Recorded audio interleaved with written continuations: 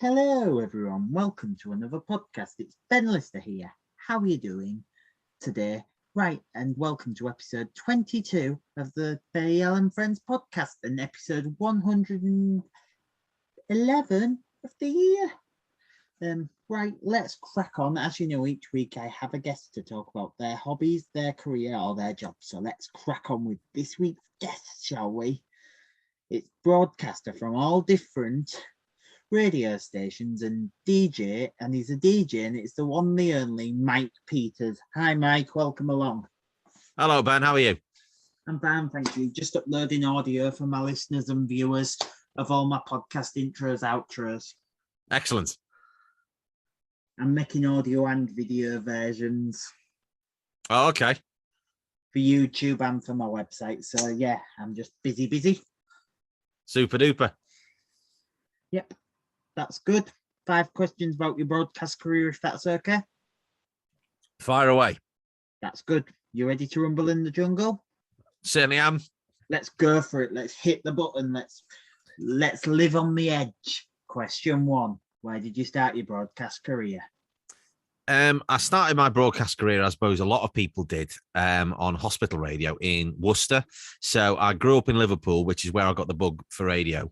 Listening to Radio City, that was my station when I was growing up in sort of the 80s, early 90s, and it was a massive radio station. And then I moved to the Midlands when I was in my teens, and because Dad's job took us down there. And I got involved with a hospital radio station in Worcester, but it wasn't, I have to say, it wasn't a particularly enjoyable experience. So it didn't put me off radio necessarily because I loved it. But I was kind of like, yeah, this isn't quite the right environment for me to kind of work in. So it was a couple of years, I think, before I did any more radio. And I found a station in Worcester called Youthcom, which was a community station set up for young people. It was targeting 11 to 25-year-olds, and they were doing an RSL. And I sort of got in touch with them and said, listen, I'd really like to get involved. And they went, yeah, great, come along, do a little like course one night a week for like 6 weeks, which I did. And I've done work experience as well at local BBC stations and done some phone answering for BBC Hereford and Worcester and what have you as well. I think before I ever did hospital radio, in actual fact. So I was actually managed to get paid work out of a radio station when I was about 17. But, really it started at Youthcom back in about 2003. I think I joined them. And I was working in a record shop at the time, and they ran an RSL, and I was like, yeah, I'll do whatever you want. I'll do whatever you want me to do. I think I've been there a few months when I started that. So I was doing the afternoon show, and then I was doing a Saturday night dance show as well. So I was working in the record shop in the morning, legging it across to the station to do the show in the afternoon, and going back to work to finish off the day at the record shop. Did that for about 3 or 4 weeks. Doing the show on the Saturday night, I was DJing as well and all the rest of it. And I was there for about 3 years. In fact, I was there for 10 years in total, in actual fact. And I was obviously constantly sending out demos like we all were in those days. And I sent a demo. The job at the overnight gig at Kerrang came up. And it was advertised for, and I'm not making this up, it was advertised for 1 day. So I thought, right, well, they must have somebody lined up for it, but I'll send a demo to Kerrang. And Kerrang was the station that I listened to a huge amount. I was just obsessed with Radio 1 and Kerrang. That's where they were the stations I wanted to work at. I loved Kerrang's attitude. I loved the music. I was doing a lot of rock and indie nights. So it was the station that played the music that I was playing on a Saturday night when I was DJing. So I sent them a demo, and much to my complete astonishment, I got an email back saying, like what you're doing, would you like to come in? And I'm like, oh my goodness. So I went in. I had a meeting with a guy called Ewan McMorrow, who was temporarily the program controller there. And he said to me, listen, we had a chat about music, we had a chat about the station, because I knew, obviously I could demonstrate, I knew the station inside out. I listened day in and day out, morning, noon and night. I knew all the output, knew the jingles that they had and everything like that. And he said, listen, we're looking for tech ops, so guys to push the buttons on the show for pre-recorded shows. Would you be up for doing that? I'm like, yeah. And then about a couple of days later, he emailed me again and said, right, how do you fancy doing a live show on New Year's Eve into New Year's Day from midnight till 6 a.m. on New Year's Day? And he said, but you've also got to press the buttons and keep the show on the road for the show that's on before you. So I had to get there on New Year's Eve about 8:30 in the evening and left. I left the next morning at 9 a.m. because I stayed and sat through the breakfast show as well with a fellow who was doing the breakfast show called, it was my mate now, Jim Coulson. So I was just kind of like, so that's what happened. So I did a show, did 6 hours on the air, which was like absolutely amazing because obviously New Year's Eve is like a huge audience listening because everybody's awake at midnight. You think, oh, midnight, late night, overnight show. There's going to be nobody awake. But of course, New Year's Eve, everybody's awake. And so just texts started coming in through the night, phone calls, everything. And I loved it. I thought I'd made a decent crack of it. And then nothing happened for a few months. Ewan left. And a guy called Mike Newman was looking after things for a while. And so I had to start the whole process again. Got back in touch with him, was keeping it going, wanted work, blah, blah, blah. Eventually, Mike's liked what I did, started to put me on fairly regularly. And then that led to me, I got my own show. I started doing the Kerrang 40. So it was a Saturday morning chart show. Did that. The audience figures went up. So they moved me to Saturday breakfast. I was covering drive. I was covering evenings. I think I did basically every show on the network at one time. And I was this kid that had gone from, I say I was a kid, I was about 25, but I'd gone from doing community radio straight to a national radio station. Kerrang was huge. It had over 1 million listeners a week at that time. It was a massive, massive deal. And, it was cool as well. If you said, oh, which radio station do you work on? You went Kerrang. Everybody knew who you were talking about straight away because Kerrang was a massive brand to work for. So I ended up was there for about 2 years. In the midst of all that, I was working at XFM at the time had launched XFM South Wales, which only lasted about 6 months before it was sold and turned into Nation Radio. And Mike Newman went down there to be the boss there. He got in touch with me and said, would you like to come down and do some stuff? Which I did. Then I got into doing stuff at XFM Manchester.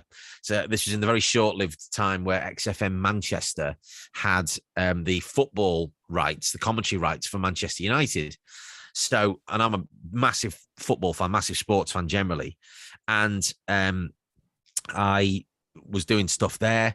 So I was doing a Saturday afternoon football show. It was like rock and roll football, basically, which was just the most wonderful show to do. Did that for not a few times, covered other shows, and then it all went to networking and things like that. And then after that, I didn't actually do any commercial radio for about 2 years, 2.5 years. And I realized that I had to kind of expand what I was doing. And I thought I can do, mainstream commercial radio, pop stations and all the rest of it. But I just couldn't find a way to get in anywhere. Had a bit of coaching, worked out what I was doing wrong, then landed at Beacon. So Ryan, so one of your former interviewees, David Lloyd, that was his sort of batch of stations. Worked for Beacon, then went to Mercia, then went to Wyvern, where I was there for about 2.5 years. So I just bounced around the whole Orion group, went through the rebrand into free radio. Then I moved on to UTV at Signal 107 because I just felt that I wasn't getting anywhere at free radio. It wasn't progressing the way I wanted it to. I was happy there and I wanted to stay, but it just wasn't moving forward in the way that I wanted it to. And left on really good terms, went to UTV for 2 years. Then went to work for a company run by Bruno Brooks, which was that was an amazing couple of years because Ewan, who had originally hired me at Kerrang, and I kept in touch with him because he ran Radio City for about for a number of years, and I was desperate to get in there because that was my station. That was the station I wanted to grow up. I grew up listening to, being from Liverpool, and fiercely proud Scouser. And he wouldn't hire me, the swine. But when he went to UTV, I kept in touch with him. When he went to work for Bruno Brooks at Imedia, he put an advert out saying that he was looking for creative presenters for a new venture. And I thought, well, all right.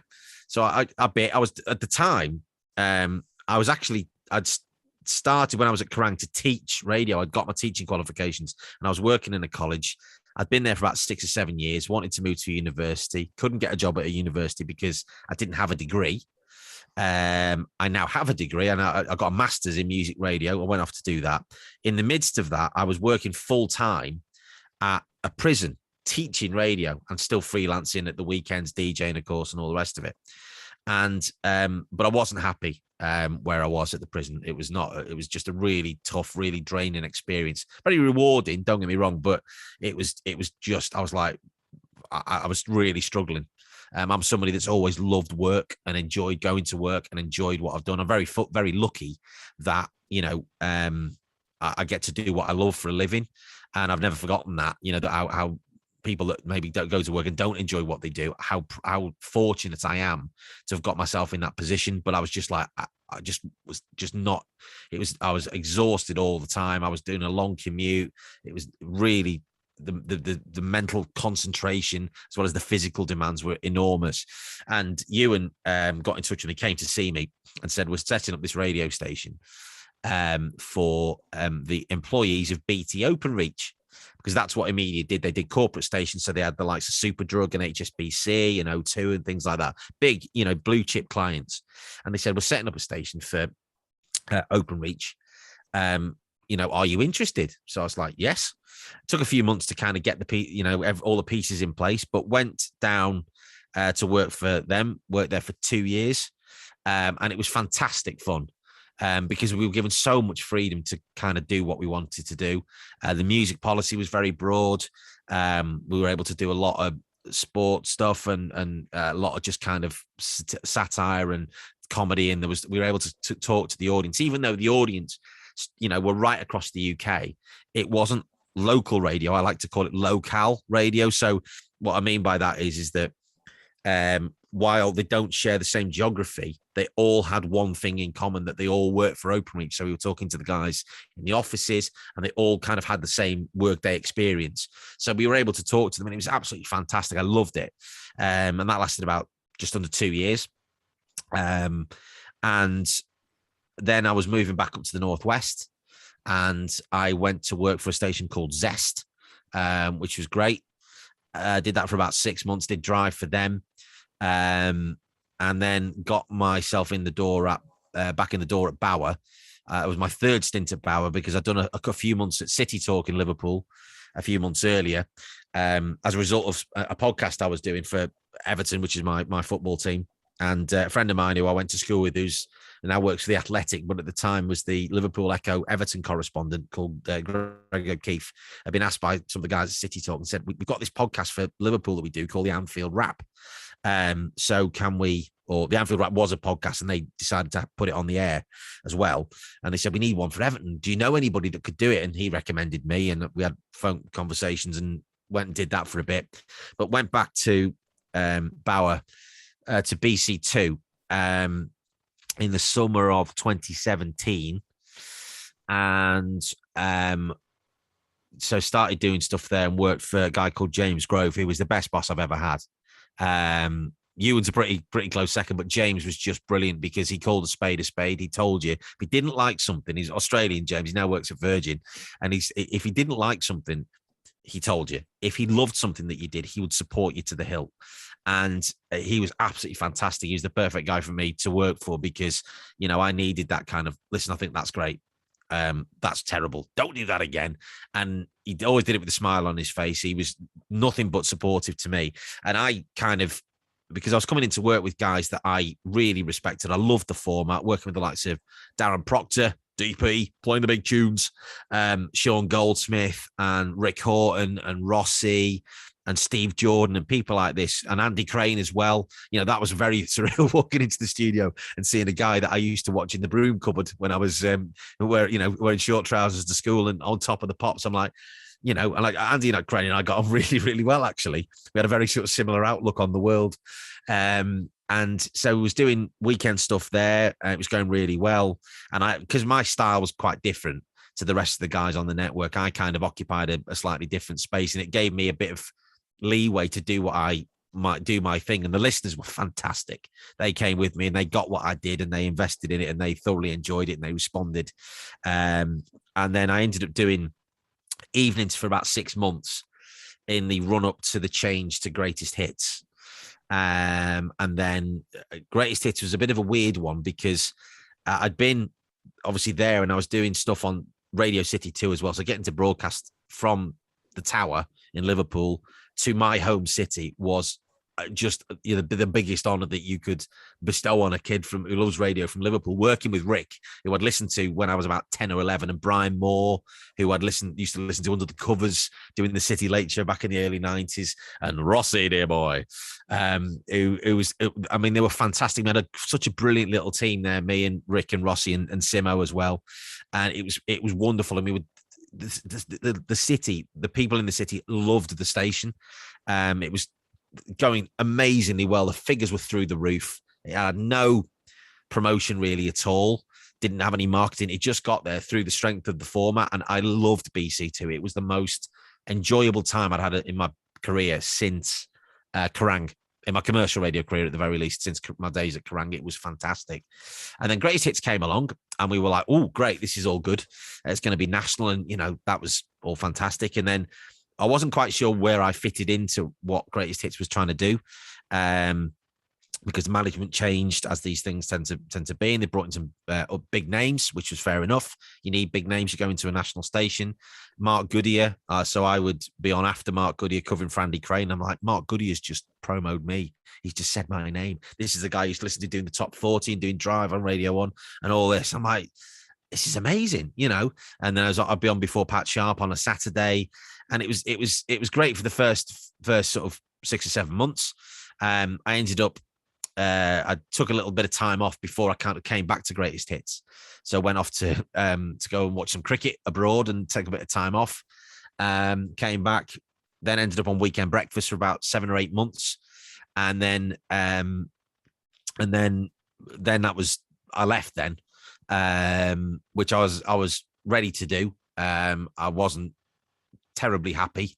I just, the format had changed and it had to change, and I got that, but it didn't quite sit where I wanted it to. I just felt I wasn't making the type of radio probably that I wanted to make. And I was exhausted as well. I was working stupid hours at the weekends, doing all the other stuff I was doing in terms of DJing and hosting events and stuff. And something had to give. It was just ridiculous. And the Greatest Hits had to, that went, unfortunately. I miss it. But, it was the right time for me to kind of move on from it. And then since then, obviously that was just before the pandemic. And since then, I've been doing mainly stuff at home for a station on the Isle of Man called Energy FM, which is really good. So I'm doing the late show for them. Worked for a station run by my good mate of mine called David Francis down in Milton Keynes called Seklo. Seklo 105.5. Did drive for them for a year, very kind of like Greatest Hits, kind of CBS FM kind of station. Just stopped that after a year because I'm stupidly busy. I've been working more recently for doing some bits and pieces for a station in Chester called D Radio. So yeah, it's the radio stuff has been amazing. So I'm amazed that I've done it for 20 years. Actually, it's staggering when I sort of think about it in that way. Brilliant, yeah. I just let you talk there. Sorry, and I've got no, it's fine. I've got a question to ask here. Carry on. Was it true that Kerrang, you could have alcohol at Kerrang? Dan Morfitt said that. Well, the stories about Kerrang are legendary. So my early days at Kerrang, I've told this story many times, but it's brilliant. And the audio of this does exist. So, because I say it was such a surreal thing. So I was a bit, I'll say naive, that's the wrong word, but the culture at Kerrang was very kind of, we did, I mean, I did at least one show where I was so staggeringly hungover after a Christmas party, I could barely string a sentence together. But that was kind of part of the culture that you lived and breathed that. There was beer in the fridge at Kerrang, but the fridge was locked after a while because the show that was on when I started doing overnights, and I was standing in for Dan. So Dan got the overnight gig that I didn't get. And I used to stand in for him. And Dan and I have become tremendous friends. We've been pals for 15 years, went to each other's weddings. We now do a podcast called Top Content, which is fantastic. Go and have a look at it at Top Content Pod, which we did during lockdown because we were both needed like a creative. We had a creative itch that needed to be scratched because we were going a bit mad, sat at home. So I said, right, we've talked about doing podcasts. We've done a podcast prior to that about 5-6 years ago called The Third Wheel with our other mate, Jim Coulson, which unfortunately died simply because we didn't have time to make it. It was just an absolute nightmare of getting us all together. But Dan and I, my third or fourth overnight shift at Kerrang, I went in. So I drive up to the station about midnight, and Tim Shaw's Asylum was on. Now, Tim is a most wonderful broadcaster. He is incredible as a radio presenter. He's not bad on the telly, but on radio, he is almost beyond par. I'd listened to Tim when he was on BRMB back in the late 90s, and he did Confessions, and it was amazing radio. It was like you drive home and you couldn't get out your car because what he was doing was so fantastic and so captivating. And the Asylum was a huge show. He had amazing guests on every night. So I turned up, and the way that Kerrang was built was that the studios were on the left as you went through reception. So you went through reception and you go through these big glass doors, and the studios were on your left, and there was on the right was the boardroom, which opened out into a live music space. And there's this big space down the middle. So I went in one night, and they were broadcasting from this middle bit. So there was a bunch of guests and in there, and I, being a professional, decided, I thought, oh no, I can't walk through because they're in the middle of a link. I'll wait. Now, the sight that was presented in front of me was these two very large ladies all dressed in leather with whips and things were stood there whipping the guests on their backsides. And I'm sort of like, okay, right, okay. So I'm watching this from the other side of these glass doors, and I can hear the output, obviously, through the speakers in reception. And Tim then goes, right, let's get another presenter on here. So I have no option but to go in and have my backside smacked by these women on the air. And I'm like, this is absolutely, absolutely amazing.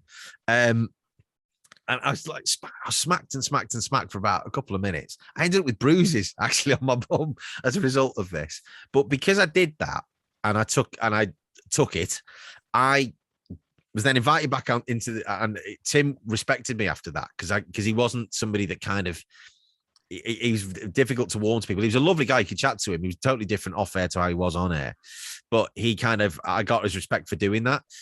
So the stories for Kerrang was amazing. I remember walking in one night and the Asylum was on, and there were two topless women sat at a table just having a chat. And I'm sat. So I used after that I learned my lesson. And whenever he was on, I would wait until he played a song or played the ad break, and then I would leg it. I'd wait in my car until he played a song, and then I'd run through the station into the studio and lock myself in so I didn't get drawn into any of his shenanigans. But I have got that audio does exist of me being spanked on the air. If you go onto my website or on my SoundCloud, you'll find it there. So Kerrang was brilliant. I turned up at the phase of like the end of sort of Kerrang 1.0, as I would describe it, because it went through about 3 or 4 sort of phases in its kind of short life. It only lasted 9 years in Birmingham. And it was an amazing place to work. And I got to work with some of the most incredible broadcasters. The likes of Rick Shaw, who is probably the best presenter the most talented presenter I've ever worked with. And it's an absolute travesty that he's not on radio anywhere. The level of creativity from that guy, the way he could turn things from just nothing, the most mundane things, and have you just holding your sides with laughter. And all the staff would be laughing their heads off in the office doing the stuff that he did. And his style of delivery was so good. Ugly Phil as well, Rachel New. I mean, just Emma Scott. Just amazing people that I got to work with at Kerrang. It was the most brilliant creative environment to work in. And yes, there was a lot of booze. There was a lot of booze drunk, yeah. Is that Jim Coulson, the one who worked with Rosie at Viking FM? Yeah, the very same. Yeah. Jim was brilliant because Jim used to do feature called Smashing Wednesdays, where I remember used to listen to it in the car, and he basically got people to ring up and just smash plates. On the radio, down the phone, right? Smashing Wednesdays. Bob's on the phone from Smethwick or something. All right, Bob. All right, mate. And then go on then, and he'd smash a plate. It was amazing. Jim, a brilliantly talented guy, really clever broadcaster. It's a shame he's not on radio at the moment. I think Viking FM, in my humble personal opinion, I don't really care if anyone disagrees with me because this is my personal opinion. I think Viking FM were wrong to get rid of him and Rosie, but that's just my personal view because he was a brilliant presenter. Well, I'm not going to say anything because, of course, the people that he and Rosie were replaced with was a friend of mine, Sean Goldsmith. I'm friends with both of them, so I don't want to get into that tar pit. I'm afraid. Yeah, well, I'm not going to disagree with you, but I'm not going to disagree with you because it's nothing to do with either of them. But yeah, I'm friends with both of them. They're both brilliant talents because Sean came from Peak FM. Brilliant he did. Broadcasting place. One of my friends was the original person who created Peak FM, a guy called Wayne Chadwick. Right, okay. And it was he's now in charge of YO1 under a man who I know very well called Chris Marsden. I know the name, a lot of these guys, up in Yorkshire. But some of them are obviously friends of friends because most of them have worked at all the stations in Yorkshire, like Pulse and Air and Viking and Hallam and all the rest of it. So, yeah. Yeah, I also happen to know, I'm also in talks with a guy who you might have heard of, who was on Radio City, I believe, Kev Seed. Yeah. Who was on Radio City back in the day because Radio City lost the original founder the other week. Terry Smith, yeah. I don't know if you've ever met him. I have a sneaking suspicion I might have done. We might have been at an event, a DAB event at the Tower. Just before I started at BC2, I think he was there. I can't remember whether I chatted to him or not, to be quite honest with you. Where does Mark Goodyear do his hits show from? It's Greatest Hits show. He does it from London. He does it from a studio at Bauer Publishing in Camden, as far as I know. That's where that square place where Magic is and Absolute is. Yeah, no, not there because they didn't have space. They had to put a studio in for my... Simon Mayer does his show from that area. I don't think he does. I think he does his from Camden as well. But I might well be wrong on that. Because again, he used to do Scala show from there, but I don't think he does Greatest Hits from there. But that might have changed. I've not been obviously worked at Greatest Hits for 18 months, so it could all have changed since I exited. Your show got taken over by a woman on a Saturday morning. No, well, actually, it didn't. It got taken over by a guy called Tony Dibbin. Tony came in and did Weekend Breakfast for about 10 months, and then I think it's Jenny Powell now, isn't it? Yeah, that does Weekend Breakfast. Yeah, and she has Mr. Mullet Pat Sharp on after Tony Blackburn's son. Yeah, yeah. No, I used to play Pat Sharp's jingles for fun because obviously he was on after me, so it was I quite enjoyed that. That was a bit of, as a radio geek, that was quite good. If you get the reference to Tony Blackburn's son, that joke, because they're both alike. Both like what? They're both brilliant DJs. They're both fantastic broadcasters. Yeah.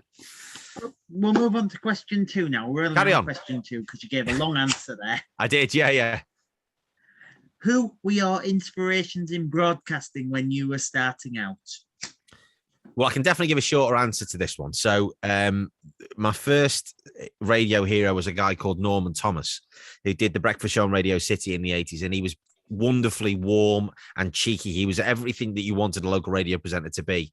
And he used to have brilliant jingles about to the right, left, to the shaking legs and all these things, and features like Bride of the Week and all this stuff, daft stuff. And he's very cheeky. And then he went off to work for the BBC, I think. And then I heard him again. He used to do an afternoon show on Radio Merseyside called Norman Thomas and Friends. And he used to end every show with "You never fully dress without a smile," which I'm sure is a line that he nicked from somewhere. And then he went back to Radio City to do City Gold, actually, which is the station that eventually, several name changes later, became Radio City 2. And he was the first presenter I was ever on air with. I've still got somewhere a signed photo of him from when I met him at the Widnes Car Centre, who were one of the Radio City's big advertisers back in the day. And I went down there one afternoon. I made my mum drive me down there. And I met him, and he was lovely. He sadly passed away now, passed away about 10 or so years ago. But he was brilliant. Absolutely loved him. Then, it was probably, I've always been a big fan of Simon Mayo. Massive fan of his. But really, it's probably then Chris Evans, because I was about 14 when he started the Radio and Breakfast Show, just coming up to my 14th birthday. And up to that point, I'd wanted to be a sports journalist or then a sports commentator because I was listening to a lot of sport on BBC 5 Live in its early days. And I was like, no, that's what I want to do. And then, as you mature into your teenage years, and Britpop and was at its zenith, and the music scene was just amazing. The Prodigy and the Chemical Brothers and Underworld, and amazing pop music as well. And Chris Evans came onto the Radio and Breakfast Show, and I vividly remember saying to my mum on the way home from school one day, I want to do that, Mum. I want to be a DJ. And she turned around to me and went, that's not a proper job. Now, about 25 years later, I've just about proved her wrong. But I think what she meant was she panicked about me not having a backup trade, as it were, because it was, very cutthroat. It was difficult. It's a difficult industry to break into, more so now than ever before. And I'm sure we'll talk about that a little bit later. But probably those two. It was Norman Thomas and Chris Evans were the two for me. Brilliant. And you also look at legends like you also look at legends like from your area, like Rob Charles. Well, I think Rob was, Rob was up at Rock FM. So that was, obviously we knew Red Rose Radio in Liverpool, but the City was the station that we listened to. So we had people like, Liverpool has produced some incredible broadcasters, Kev Seed, Billy Butler, Norman Thomas, Tony Snell. So, all of these amazing people to name, but there's dozens of them. We've got some legendary broadcasters that have come out of Liverpool and come out of the Northwest. Yeah. My friend Jonathan Gould used to work in Liverpool at Juice. Yeah, I know some guys. I used to work with some guys that worked at Juice when I worked at Zest. So, In fact, I still work with one of the ex-Juice guys now, Baz Todd, when I work at do event hosts for the football and what have you. Yeah, because that was just below the Radio City Tower. And my friend Sean Tilley worked at Radio City. Yeah. Sean Tilley was brilliant as when I listened to him, and then he was the announcer at Goodison Park for a few years, and he was fantastic. He was probably one of the best ones we've had. I shouldn't, other than the current one, mate who's a good mate of mine, so must make that point. But yeah, Sean Tilley was very good, really good jock as well. I'm a Man United fan, so we'll say no. Oh, well, yeah. Yeah. Question 3. We'll move on to question 3 now. What's your favourite part about the job? Oh, blimey. Well, without wanting to sound too, twee, I've never, while it is a job, I suppose, but it's a privilege. It's the thing that I love doing. I just think the ability to be able to talk to people. I love that immediacy in the fact that you can say something. It might be a completely throwaway thing and listeners respond to it. And I think being a friend to them is just a real honor, because you value the importance of that you might be the only person human voice that they hear in any given day. As a presenter, it might not be just me, whatever they've listened to, because people will be listening to the radio from morning to night, from the moment they wake up to the moment they go to bed, and it might be the only person that they speak to. I've had calls like that before. So I think really being able to talk to the listeners, whether it be actually while I'm on the air or when they ring me up or text me or tweet me or whatever it might be off air, that's my favorite bit. Playing all the songs is all wonderful and everything, but the listeners, because the radio's nothing without the listeners. It's as simple as that. Brilliant. Yeah. And you also look at people like the listeners, because I know that radio has helped people through the pandemic. Oh, without question. Yeah. You've heard that from many people, far more eloquent than me, who would how important radio has been I mean, I think it's been important for us as presenters as well, because it's kind of given us something to do. I mean, to a degree, it's the only thing that some of us have been able to do during the pandemic, because so many other things that we would have been doing have been completely shut down. Nightclubs, hotels, weddings, doing all the things that radio presenters do on the side. All of that stuff has, disappeared for a while. So radio was kind of all we had, or audio. As I mentioned before, like I started a podcast with my friend Dan Morfitt because we both needed something to do. We were both bored. And it's like, right, let's do this. We needed something. And it's something that we, 18 months later, we're still doing and thoroughly enjoying. And we do it for ourselves. We don't do it for anybody else. If people like it, which they've said they have done, is great. If it leads to other things, wonderful. But we just did it because we had to do something. We couldn't just sit there and, just watch telly for 8, 10, 12 hours a day. It was just, mind numbing. Brilliant. Yeah. Question 4 now. How has COVID affected your life and line of work? Go for it.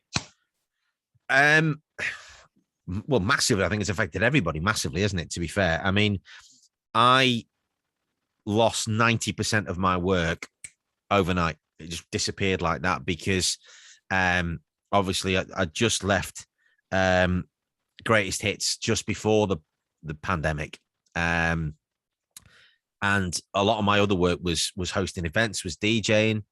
I worked at, despite the fact that I'm an Evertonian, I work at Liverpool, work at Anfield on match days, and I've done for a number of years. And of course, that went because there was no football. And when the football came back, there was no crowd, so there was no need to have hosts there.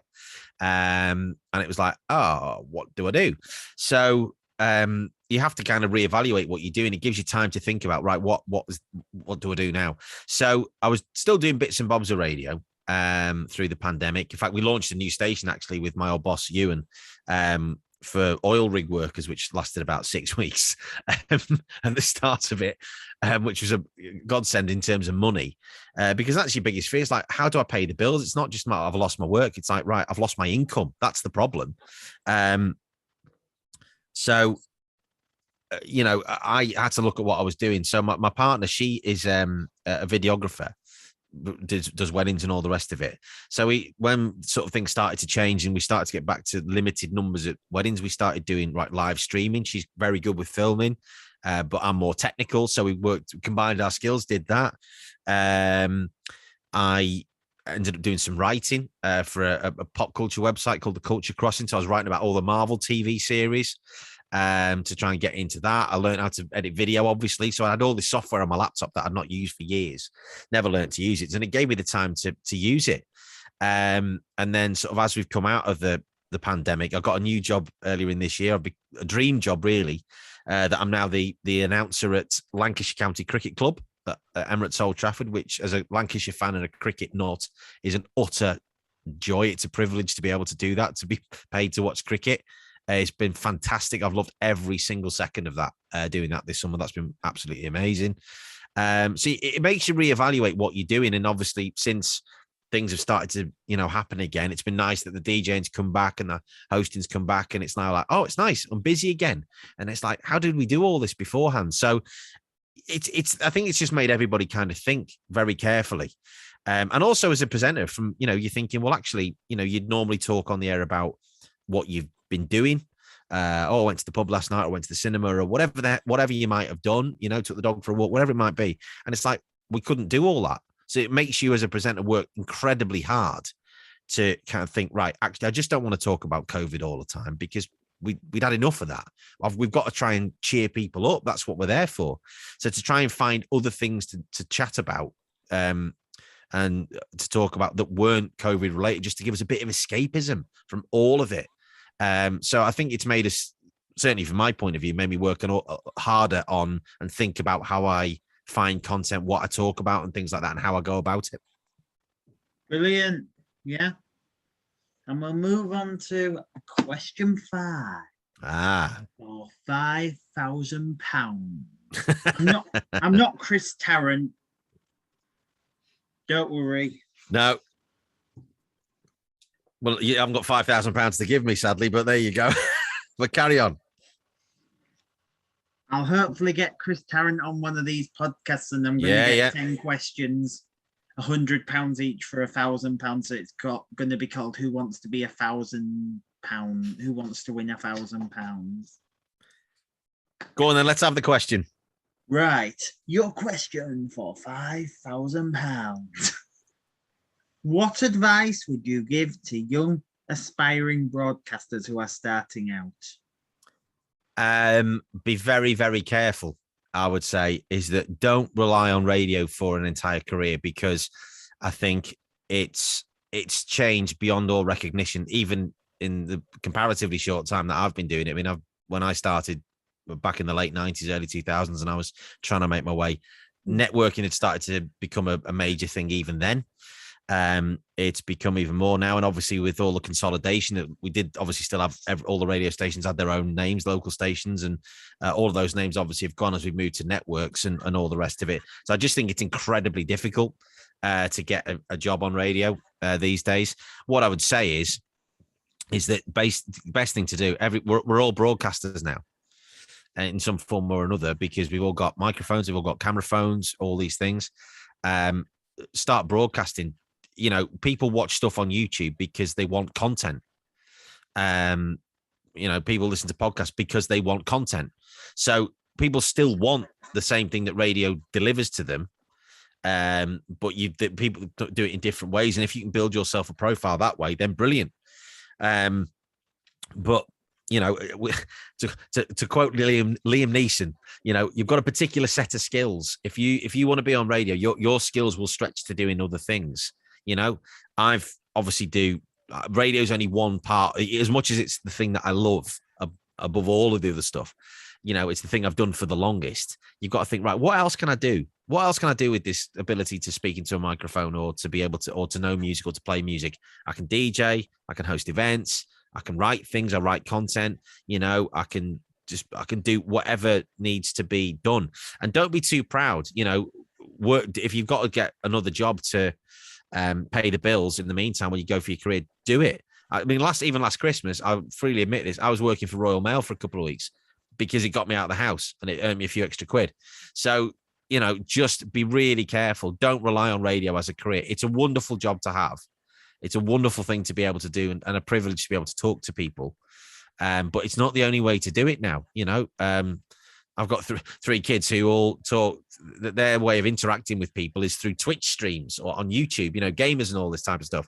They're not interested in radio. They don't care, but they love being able to interact with these guys, Dan TDM and all these people. They love that. So they want to talk to people. People want the same things, but they're getting it through different medium apart from radio. So just do it in whatever way you think. Just make sure that you're passionate, make sure that you're committed, and make sure that you're willing to learn. Don't be afraid of making mistakes. I've made dozens of them, and I continue to make them. As long as you learn from them, that's the important thing. So yeah, just stick at it, be persistent. Don't be defeated if it doesn't kind of go. Just keep pushing, keep asking for feedback, be polite, be persistent. All those things that every other presenter would say to you. I can't really add to that, but yeah, just start broadcasting and just learn from it, get better. Brilliant. You've talked a lot today, Mike. Thank you for joining me today. Yeah, I apologize for that, Ben, because my partner's just upstairs. She's just texted me and told me he's going to have a lot of editing to do here to get this down to something. I don't edit it down. My producer does that, but this version okay. all in Sorry, one producer. take. This version goes all in one take. Lovely. I've hired a new producer anyway. Have you? Excellent. Okay. Well, I'll leave it to them to edit this nonsense down. And he's good friends with Raymond Rose. Okay. And a guy who used to be on Viking called and Radio Caroline, and who lives in your region, called Trevor James. Right. Okay. Yeah. Yeah, because he knows a lot of people, so he does. Yeah. Anyway, thanks for joining us today. Thank you for joining me, Mike. Pleasure, Ben. Yeah, it has been a pleasure. Hope you all learned something. That's it for today. Thank you very much for joining me, and please give it up one more time for Mr. Mike Peters. Don't forget, this will be available on my Wix.com website and my YouTube channel, so stay tuned for that. Thank you very much for watching and listening. And that's as I always say, bye-bye and that. So